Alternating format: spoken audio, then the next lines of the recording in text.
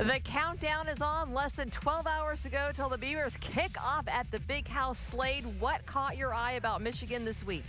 You know, looking over social media, we see that Drake Johnson, their backup running back, could be back for this game. That could give Davian Smith, their starting running back from last week, a good break and be an advantage for him. Nigel, how about you? Logan Tooley-Tillman. It's a heck of a last backup name. offensive lineman. Nobody knows who this guy is other than the fact that he got kicked off the team and actually played last week. So we'll see how that affects their depth going into this game. All right, we're just getting started. Everything you need to know about Michigan coming up right now on #BeaversFootball.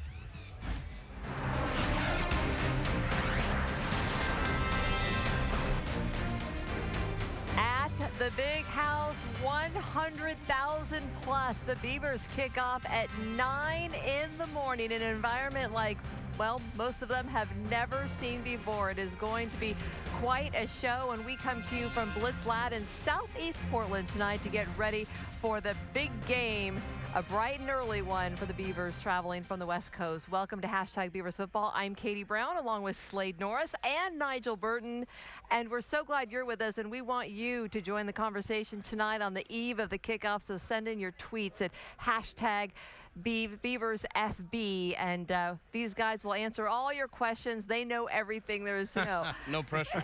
No pressure. Lots to talk about with Michigan, of course. I think we have two of the most anticipated head coaching debuts this year with Gary Anderson at Oregon State and Harbaugh at Michigan. But let's rewind first to find out Weber State last week. What did we learn about this Beavers team? They got the win, but what did we learn about the team heading to Michigan? I want to talk defense, of course, being a defensive player.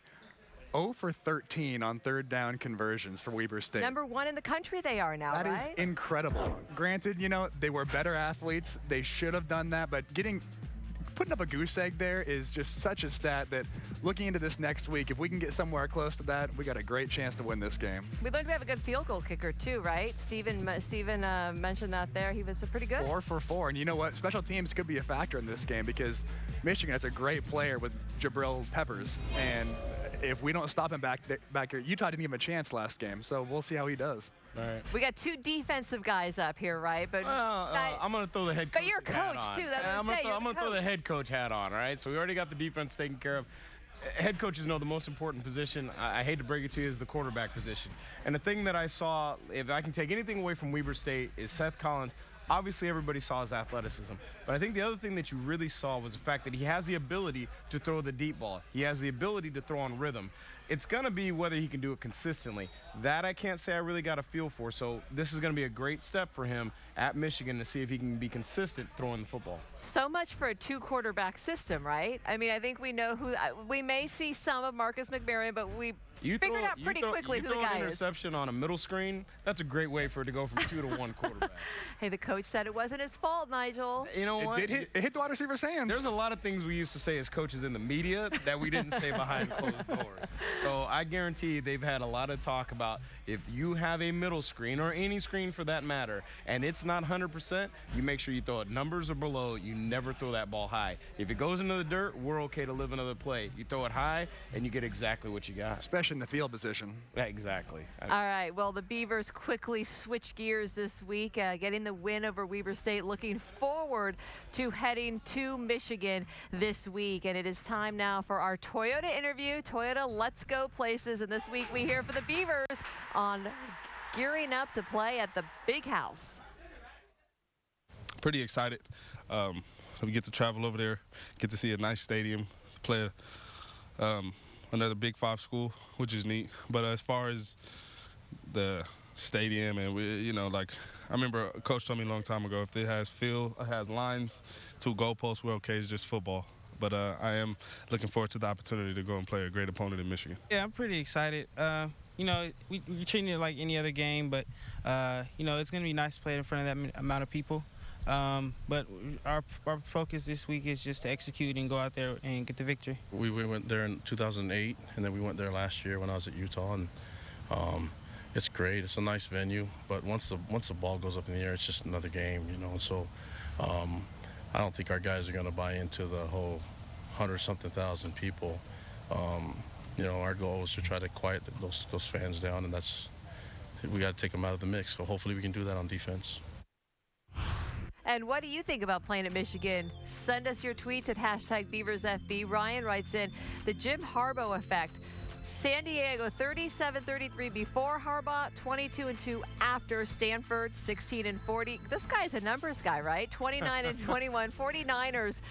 Well, he went to the Super Bowl. I mean, what do you need to know than that, right? Google. Yeah, absolutely knows he knows how to Google. Michigan football, it's your turn. It certainly didn't get off to the start that Jim Harbaugh wanted, with the team losing at Utah to start their season, which puts even a little bit more pressure to win the home opener. You know what, though? In that game, they won everywhere but the scoreboard. If you take those turnovers away, they outgained them in the yards. Isn't that the way it always is, though? If you take the turnovers away? I just said the score is kind of That is true. It is. But coming out of that game, you just have to be more disappointed in yourself than, Utah didn't beat them. They beat themselves. Well, my guess, I think those are some great plays on some of those interceptions that they had. When you talk about the Harbaugh effect, I mean, if that's something, it's been a coup for the media and a coup for the fans and for the administration. But to be honest with you, we really haven't seen a whole lot of results just yet. Now I'm with the guy who was tweeting. I think he'll have a great tenure there. But when you look at recruiting last year, they didn't sign a very big class. They didn't sign a heralded class. And so far, they're 0-1. And so I think the Jim Harbaugh effect will take some time to really kick in there. Yeah, what is that like? I mean, you've been through that where you get hired, you come in a program, and there's all this excitement over your arrival, but you don't have your guys yet. Yeah, well, what you try to get the guys to understand is you are my guys. Unless there's no waivers in college football, I can't make any trades. So you're my guys, and so we're going to try to win now with you, who are my guys. So that was the biggest thing. The toughest part is changing the culture. Mm-hmm. That's the part that you've got guys who've been ingrained in a certain way of doing things for, especially at a place like Michigan, for so long. Some of those guys have been successful at some point in their Michigan career, because Brady Hoke, it's not like he walked in the door and fell on his face. So that was really part of Rich Rod's issue. I'm really close to some guys on their staff, and they talked a lot about the fact that when they walked in the door, there was so much resistance about doing things a different way, not the Michigan way, that really ran Lloyd Carr out, that it really didn't work. And so it'll be interesting to see. Now, obviously, Jim's a Michigan man. So it'll be interesting to see how long it takes to ingrain his culture into what he wants to do there. And he's not known as the easiest guy, if you will, to play. And I mean, he's an intense guy. Let's put it that way. That's another media thing. I can tell you that firsthand. There's a lot of guys who come across very nice in the media who are, let's say, very intense off camera. And then probably one of the nicest guys, and obviously, having been with Coach Riley, so we'll kind of push Mike to the side. One of the nicest guys I ever was around is portrayed as an absolute jerk in the media. It was Steve Spurrier. I mean, you talk about, if Coach was ever in the office past 1 o'clock, something was crazy. He was out on the golf course. He'd invite you to his house, and I was a nobody. And so sometimes some of that media stuff gets played and some things like that. But, what really matters is the wins and the losses and guys graduating, and that's what he gets done. Well, I'll tell you what, Michigan fans aren't very forgiving if they don't win the first one at home. That's for sure. So the Beavers are going to have to take it to them in this game tomorrow. All right, we're just getting started. It is time to take a look at the Widmer What's on Tap, brought to you by Widmer Brothers Brewery. And coming up, we're just getting started on Michigan. We will learn a whole lot more about their quarterback, Jake Ruddick. Little extremes here. We have the fifth-year senior graduate student against the true freshman for the Beavers. We'll talk about that matchup still to come. So send in your tweets, #BeaversFB. When a hush settles over that stadium and we all anxiously wait for that simple forward command, man, take the field. They pour over the eastern sideline. They form the big block M, and they play the greatest college fight song ever written, the Michigan Victors. I'm not going to say that I'm nervous or nothing, but it's going to be definitely nice to play in a stadium with so much history. I'm really excited for that. I can't wait. 100,000+ is going to be something. You know what I mean. You can feel the excitement that surrounds that stadium every Saturday afternoon. I used to always watch first game on TV, Michigan versus somebody, in the early morning, midday.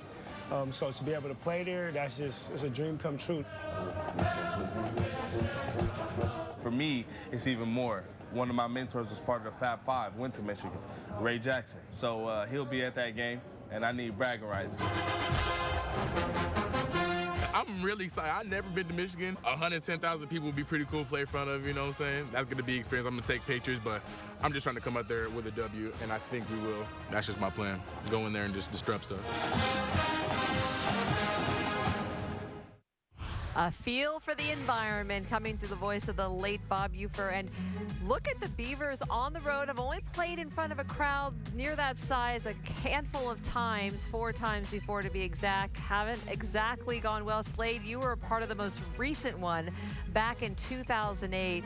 And I know they're excited for about 2.5 times what they're used to playing in front of, but what's it like when you get in one of those stadiums? I know it didn't go the way you guys wanted it to that day, but what do you remember about stepping onto that field? I loved before the game, not as much after the game or during it. But when you walk out and you see the 100,000+ people during pregame, you get a little wow factor. It's exciting. But after that, once the plays start, you know, you're out there on the field and everything goes quiet anyways. Whether there's 60,000 or 100,000, it's loud, you can't hear. I mean, who really cares? What's fun is that you're playing at a historic site, you're playing against a blue blood college team, something to where you have a little Pac-12 pride with the East Coast, West Coast bias. You want to go out there and show people how we play. Yeah, I mean, for a coach, you're trying to do Jedi mind tricks. I mean, really, it's like, this does not matter. You know, they can pass. Pretend it's 40,000. Well, you know, in the end, it's one of those things you try to get them to understand. How many of those 100,000 people are going to come out of the stands, line up, suit up, and run a route on you? None? Okay, who's making a tackle coming out of the stands? Nobody's even going to be the kicker. So for that, none of that should matter to you. Block that out, focus on your assignment, and you'll actually drown all that out. I mean, I was lucky enough to play in front of 75,000 every single game, and it was hard to explain to people that as much as we would get the crowd into it and that was fun, you actually forgot about them for so much of the game. What about the early start time, West Coast time? I know they went a couple days early, but that's pretty early, 9 a.m., especially when Oregon State usually is playing at 7 o'clock at night. Right, and that's I was just going to say that affected me the most. Yeah, and that's the other part that's funny. Like, teams will say, well, we're going to go 2 days early, as if 2 days will all of a sudden change somebody's entire biological clock that they've been used to for years. And so a lot of times it's just one of those things of, you know, now the teams I've seen do it real well will actually change their entire practice schedule. Which Oregon State does practice in the morning now. Right, so that could actually be helpful. If they've done that, then the guys are used to waking up, getting their pads on, going to work, focusing. So that actually might help them a lot. All right, there is a connection between the programs here that will be on the other sideline, and that's Jay Harbaugh, who was at Oregon State when you were there. He was, and I love Jay. You know, he was there when both of us were back at Oregon State. He did such a great job. Coach Riley created a position when he got brought on, and that position has stayed until Coach Riley left because he really did a great job in it. After OSU, he went over to the 49ers, coach with his dad there. He was an offensive quality control coach. From there, he went over to his uncle with the Ravens when he coached against his dad and beat him in the Super Bowl. So he's got the Super Bowl ring. And now he's with his dad in Michigan, being the tight ends coach and the assistant special teams coach. So being 26 and having a position like that, granted, you know, it does help that it's your father. He's done a great job. Oh, no doubt, no doubt. All right, well, of course, Jim Harbaugh, the former quarterback, and Michigan has a new quarterback this year, Jake Ruddick, who transferred from Iowa as a graduate student and had a little rough outing in the first game with 3 interceptions, 3 turnovers. And so this week, Jim talked about his trust level with his new quarterback. We all trust Jake and expect that to build, you know, and be more and better each week. But he's earned that from the coaches and his teammates. And he's known as a guy to bring, you know, not going to do anything crazy, but to bring some consistency. Obviously, he's a senior. He's a guy that has a lot of experience. And so against Utah, 27 of 43, passed for about 280 yards, but had those 3 picks in the game. And Slade, you were saying, hey, they weren't his fault. They were blown routes, right? A couple of them, you know, the routes weren't run correctly, so you can't put all the blame on him. But you know what? Those long throws like that one, way overthrown, the deep balls that he missed, easy touchdowns, those are completely his fault. And so I think what Harbaugh is doing there is a little coach speak, what he said to him, as you said earlier. might have been a little bit different in the locker room that we told the media. Well, the thing that sometimes that adversity can bring a quarterback and that his position coach or his head coach closer together. Because you saw the one thing that I really appreciate about what Jim Harbaugh did was when things were really unraveling, you saw him put his arm around him, talk him through it, and understand it's going to be a long season. As opposed to that Jim Harbaugh we know from the sidelines that sometimes can come unglued a little bit and, get going and get emotional. He was that steadying force, and I think that can actually create some trust between him and Jake going through the season. And there was a bit of a battle going into that game that nobody knew who was going to take the starting role. And so he didn't give him a quick yank. He gave him his opportunity to go play, and he settled down towards the end of the game and made some great throws. He talked about that he earned that opportunity to do that. You have to know though that Kalani Sitake was telling his defense, they're like, hey, there could be some balls up there for grabs this week.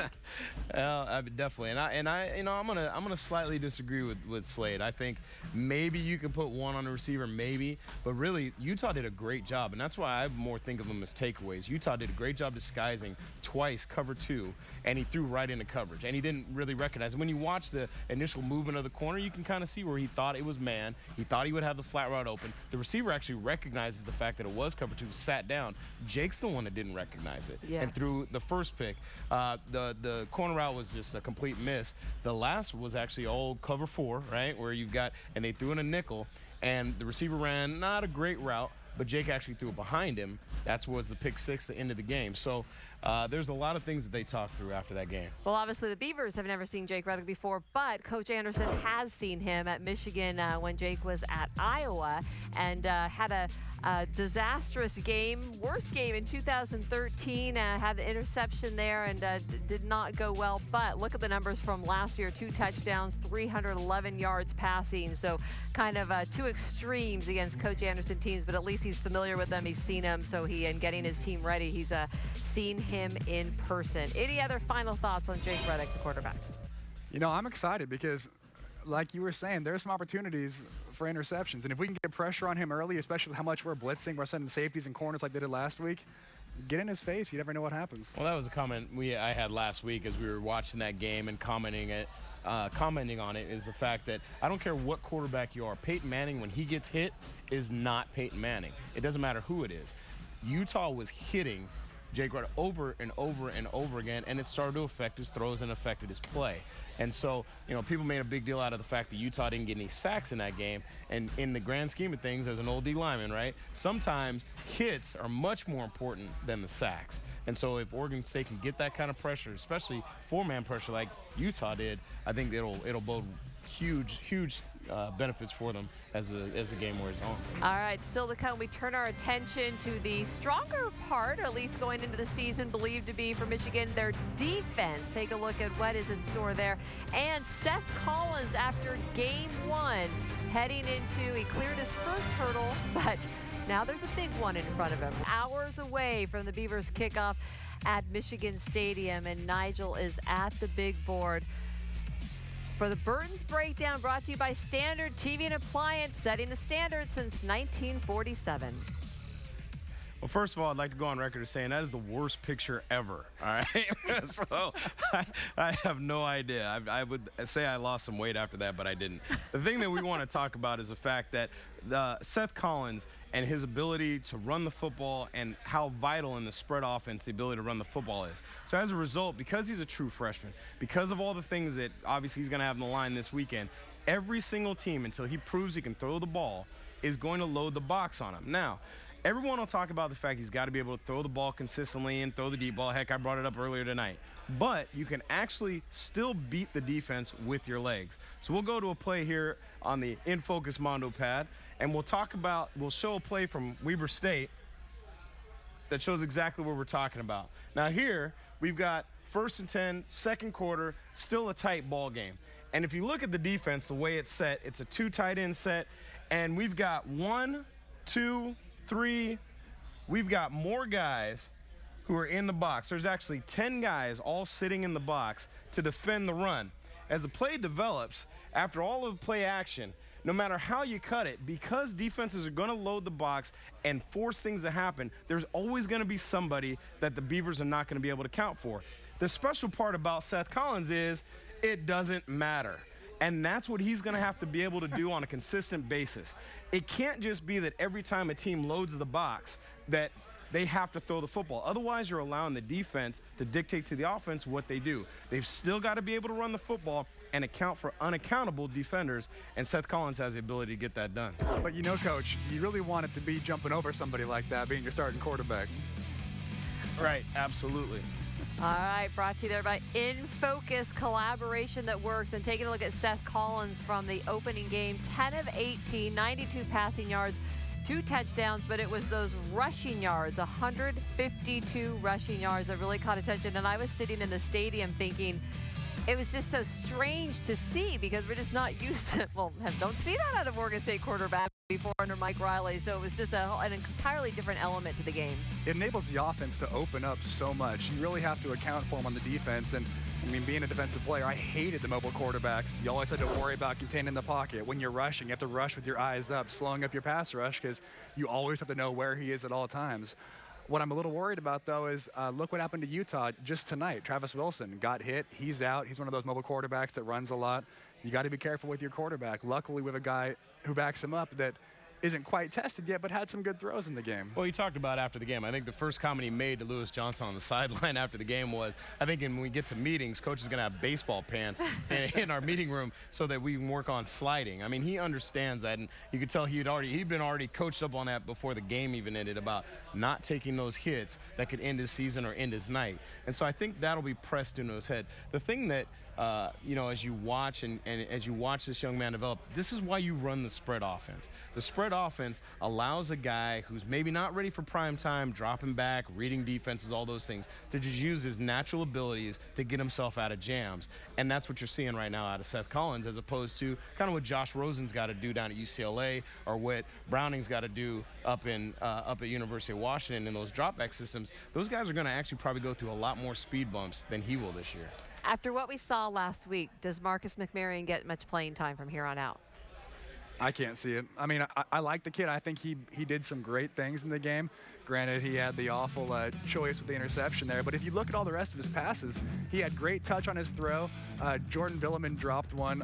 Bolden, there was a perfect throw with his, but there was a holding call on him, so Bolden couldn't get to the ball. Yeah, he had really good touch. I like the kid. And we went to practice when I was there with the Pac-12 Network, and we're watching practice. He was the only guy who was consistently throwing the ball with accuracy. The problem that he's run into is the fact that now Gary Anderson has named Seth Collins a starting quarterback.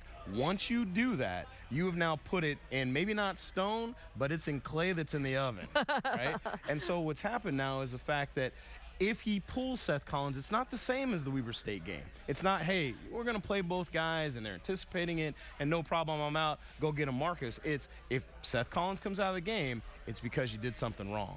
And with a true freshman, you could crush a guy's confidence like that by now pulling him once you've named him the guy. I completely agree. But also, at the same time, with Marcus's mindset, he has to know that quarterbacks go down. I mean, going through, look at Sean and Cody, and then another Sean and Lyle going through. I mean, it happens all the time. It can happen like that. So he has to consistently prepare and always be ready to go. And that's why you have to recruit multiple quarterbacks that can get it done in the system, because they will take more hits than you would in a drop-back system. All right, well, as we watch the game tomorrow, we will, of course, be looking for orange anywhere we can spot it in the big house. And so it is time for Slade to take us shopping at the OSU Beaver store for the latest in fashions, I think for your little one.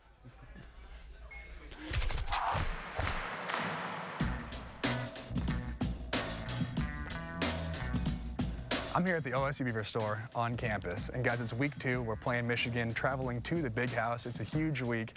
Everyone loves to root on the Beavers, but especially the kids. We're featuring them this week. We have infant sizes all the way up through Youth XL. And guys, picture your little girls in these cheerleader outfits. Very cute. And speaking of cute, we have baby shower ideas if you want that. Come on in, take a look. Let's start with this one, a little OSU Beaver. What mom wouldn't want to get this for her little one? It's going to get cold this year, so we want to make sure we're keeping the kids warm so you can actually stay for the whole game. Dress them up in this fleece. They'll be fine. No whining the entire game, just cheering for the Beavs. Also, you got to keep the heads warm, the hands warm. We've got gloves, we've got hats. Everything you need for the kids is right here at the OSU Beaver store. For the older ones, the Spirit jersey, it's a real popular item. The kids seem to love this one. And if you want to dress like me, the 3 for $25 sale right up here on the wall. They got my shirt, other ones just like it. OSU Beaver store, fans start here. Glad you're with us. The hashtag BeaversFB. It's more than just the name of the show. We want you to send in your questions, your thoughts. Sean just wrote in, sent the tweet. What turnover differential do the Beavs need to win at Michigan tomorrow? Great question. And Coach already has an answer. Flash those fingers again, Nigel. How many? They need +3. +3? Yeah. I mean, well, we'll get into the keys of the game, but it's not just going to be about turnovers and takeaways. It's going to be about placement as well. Where do you get them? And how critically they're going to be. I mean, what Michigan paid for last week was the fact they threw one pick in the red zone, which eliminated their ability to score, and then threw a pick six. And so that I understand how that buys in. Though those plays were made by Utah, the Beavers have to make those plays and make them pay when it counts. Those picks were like Oregon State's flags last week. Crucial moments of the game. It's a drive killer right there. So those critical moments is when you have to come through. No doubt. +3. Do you have it? Are you going same range as Nigel? What's my over? That's my over/under. Are you going the over or the under? I'm going under. Are you? I got a little faith in us. Oh, I got faith. That's not faith. I mean, Sean's making it seem like we have to have turnovers to win. Yeah, you got to. Yeah, you're going to have the turnovers. All right. Well, one area where there aren't a lot of question marks on Michigan is their defense, returning 8 starters. And according to Phil Steele, the most experienced defense in the nation, given all the returning starters that they have. And Oregon State comes in 99th on that list, although... I'm sorry, I love stats. Stats are awesome. You can come up with a stat that's number of returning starters in the rain on a Tuesday. I don't even understand what the points are. I'm sorry, I digress. I love it. No, it's great. Stats. You're right, because Oregon State is number 1 in the nation in denying third down conversions, right? So what, stats for this one game. There's 2 stats that matter. Points and the amount of points you give up. That's it. Those are the stats that matter. And maybe the most critical stat that's not about points is takeaways and turnovers. I mean, if you look at who wins and who doesn't, that's going to be the critical number. It usually influences the scoreboard in a pretty... slightly. So moral victories don't count? Absolutely not. Those went out with the jerk back in 1958, so no. But I mean, those are the stats that matter. All the stuff, the other stuff about returning starters, because I mean, sometimes you look at a team, and this was true when we were at Oregon State. We had some great defensive players at certain points early on, probably even before you got there, and it was sometimes is addition by subtraction. You got this guy who's redshirted. Keenan Lewis redshirted one year.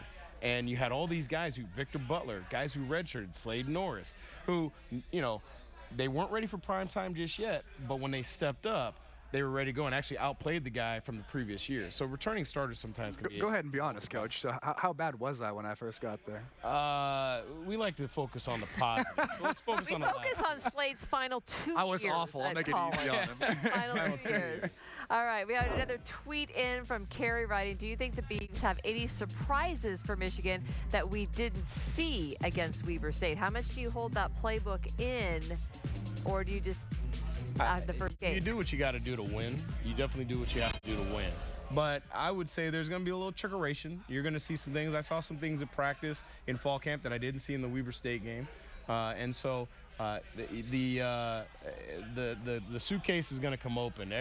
You want to fire every single bullet in this situation, because if you can steal this win, this is a program setter. This is the thing that obviously Gary Anderson has a ton of respect, and he doesn't have to worry about. But at Oregon State, it would be a huge, huge win pulling this off. And not only that, but the confidence of the kids. I mean, going forward, this is a young team, as we saw from your favorite stat. Extremely. So getting a win like this in a stage like that, not only does it shine national limelight in the program, but it gets our kids to really believe and buy into this new program with Coach Anderson. Absolutely. No, exactly. Those are one of those. There's certain games you pick that those could be game changers for the program, for the team that year. This is one of those. And if it doesn't work out, it's not like a program crusher either. I mean, let's be honest. A lot of people around the nation aren't expecting Oregon State to win this game. Hopefully, there's 75 guys plus 50. Well, shoot, I don't know how many guys they end up hiring now. Probably 29 coaches that are on a plane right now, or actually have already They're there. that believe the exact opposite. You know what I point to? Serena Williams, who thought she was going to lose today, right? Anything can happen. Bring a little tennis into the football, but yeah, we're into upsets here. All right. When we come back, Kalani Sitake and Oregon State's defense and what we're going to see from them against Michigan. Sets his feet. There's time now. From the backside, the ball is stripped and is loose. Kind of reminds you of Kalani Sitake defenses, right? He's a very intense coach at times. I feel like he knows when to be intense and he knows when to chill, and that's what makes him a great coach. If he sees us slacking, he's going to get in our butts, but if he sees us working hard, he's going to pat us on our butts and say, good job. They go. Gonna be fun watching this defense get after it all afternoon long. It's a little different, you know. He just tell you to come and hit him in the mouth. It's football, you know. There's nothing fancy about it. You know, he said it himself. He's not a guru, but he said if you come and knock people in the mouth, you're gonna win. Kalani Sitake dialing up aggression. You make sure, you know, you're talking to the linebackers, make sure they do what they're doing, because you know he's behind you. They might not know, so, you know, we don't loaf out here at all. So every practice play, we go 100%, just like on the game day. Intercepted Oregon State football. I think that we've had a lot of success over fundamentals and just the simple things and trying to get it out of our guys. So I don't know exactly the secret or the formula, but I just know that our guys will play hard and you know, we'll be technique and fundamentally sound. Beaver Nation getting to know Kalani Sitake, the defensive coordinator. All right, a couple of tweets coming in. Josh writes, you can see the Kalani Sitake influence on this Oregon State defense, while the orange one, Slade writes in, can you talk about the gap cancellation defense used previously compared to this year's defense? Wow, we're going high level here. We'll start with the first one. Coach. Which one you want, Coach? I like it. The orange one, he follows me on Twitter. I love that guy, man. Yeah, you're not getting any fluff questions out of him. No. You know, I guess with Kalani, you know, I've known Kalani for almost 10 years now, which is dating me a little bit, but he's one of those guys, and I think Larry Scott said it well. You know, he's really a chill guy. I mean, you sit down, you talk ball with him, or, you know, and all those things, and he's real laid back and a welcoming person. You go to practice, you're like, hey, what's up? And all of a sudden, I mean, the fire is like flaming in his eyes. I mean, when he hits the field, and that's the way his guys play. They're intense. They care about how they hit. They care about how they're seen. They want to be a physical unit. So that's what you get out of Kalani's players. Playing with your hair on fire. And what I really love to see, Oregon State has struggled with open field tackling the beginning of the season these past couple of years, even when I was there. This year, they're making tackles all over the field, great technique, sound fundamentals. That's what I love to see. And that comes from practice. I mean, they are hitting in practice. They are tackling to the ground in practice, which is something that we kind of shied away from because of worried about injuries. And I definitely saw the passion in all areas last week. You know, whatever they were high-fiving, cheering each other. You know, they were doing it all in the right way, celebrating the plays as a team. Yeah, and I love Banks, but I remember seeing Kalani sprinting down the sideline when a guy made a play. Banks would have pulled both hamstrings, and I had a heart attack after you don't about run in 15 golf. yards. Yeah, yeah. So, but, you know, hey. Yeah. Moving on to the orange man, though, that's a heck of a question. I mean, you can have a sit-down dinner about that topic. All right. So keep it to 30 seconds. Yeah, good luck. In a nutshell, Banker's defense was all about protecting the middle. They wanted to spill everything out from the middle, whether it was run or pass. And so each player is essentially assigned one gap. If the running back comes up, that gap's canceled. He keeps bouncing to the outside. Safety comes down, creates an alleyway for the linebacker to make a tackle. Right. You taught me this. Well, yeah. And just like, the other things about the gap cancellation defense is you are trying to penetrate a gap. You linemen fire off the ball. New line of scrimmage 2 to 3 yards into the offensive backfield. Now, it's great, and I love it. I loved it so much, I brought that defense to Portland State. I took it to Nevada. The one issue with the fact is if one guy gets killed and the other guy does create that dent, you can create seams. The way that the new defense works is you'll get more two-gapping, which means now you've got a man on a man, and he's allowed to go front or backside to make a play. Now the linebackers will play off of them. The idea is to eat up the offensive linemen so they can't get to the second level. And now it's not so much assigned gaps necessarily. It's more about getting a feel for what's happening in front of you and make the guy right. So now you're not going to see as much penetration.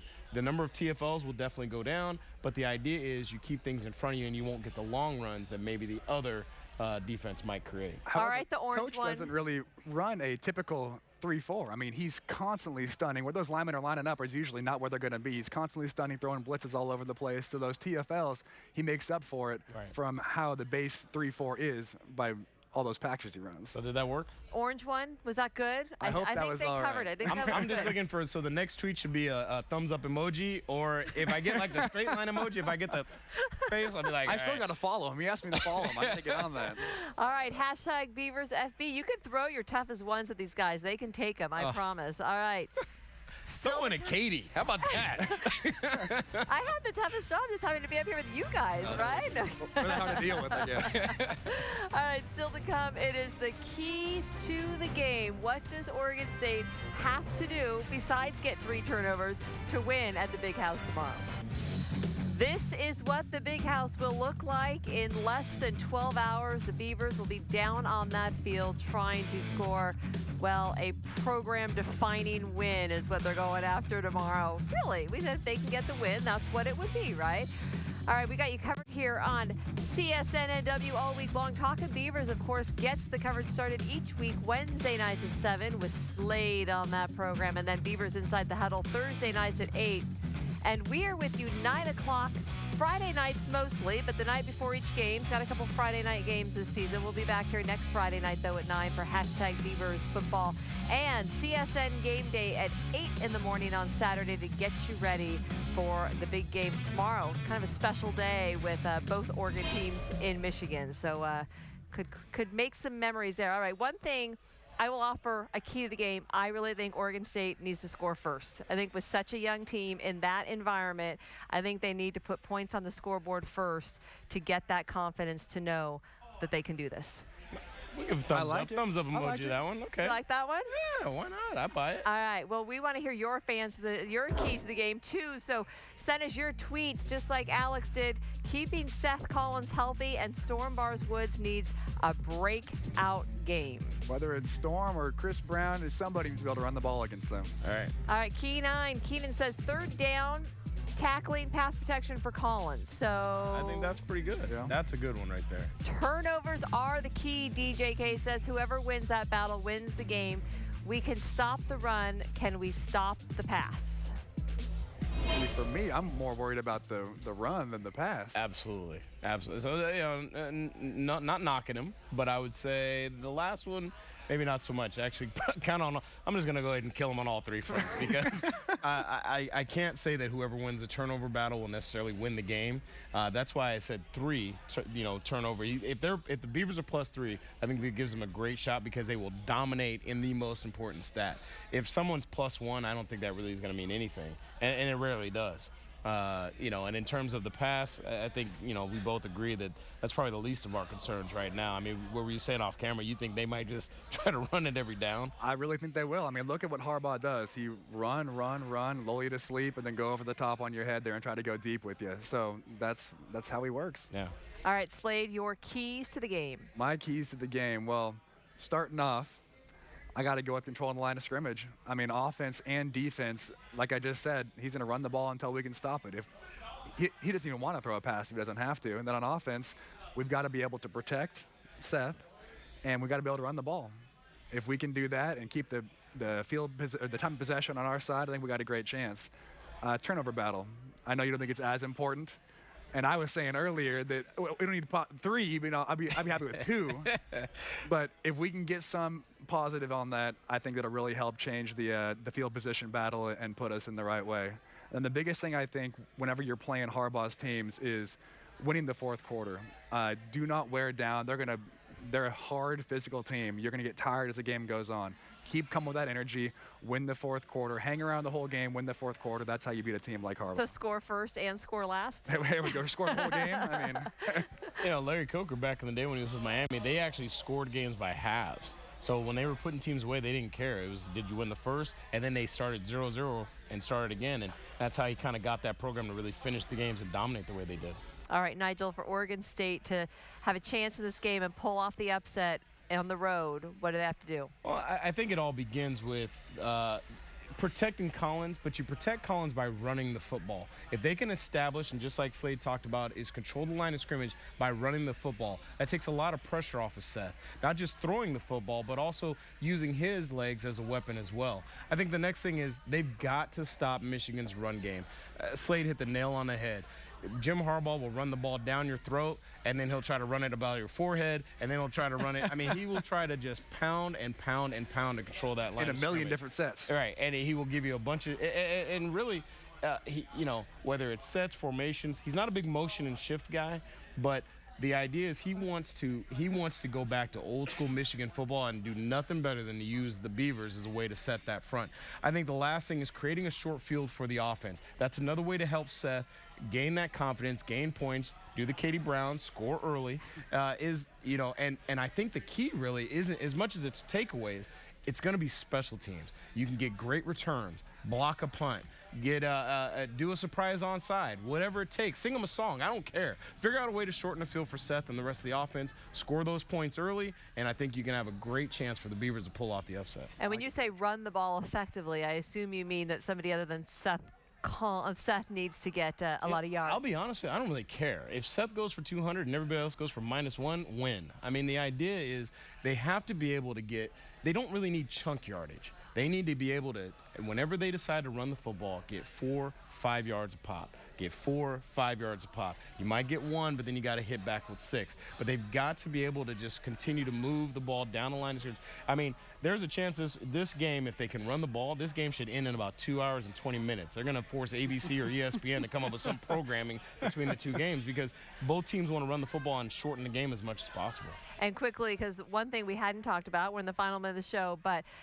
Oregon State was more disciplined in its opening in terms of penalties and all of that than I've ever seen them to start the season. So they're playing with a lot of discipline right out of the gate. Well, and the best part was Gary Anderson was still upset. He still talked about the procedural penalties, especially after the first. I somewhat disagree with that. On defense we were, but on offense we had a lot of holding calls and a lot of offsides that really held us back in crucial moments of the game. So defense plus offense. I'm used to the unsportsmanlike conduct calls on defense. Yeah. What?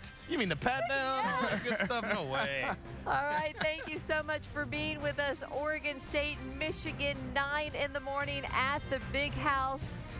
Watch CSN Game Day the hour before leading up to it. And we will be back here next Friday night at 9 o'clock. In the meantime, go Beavers.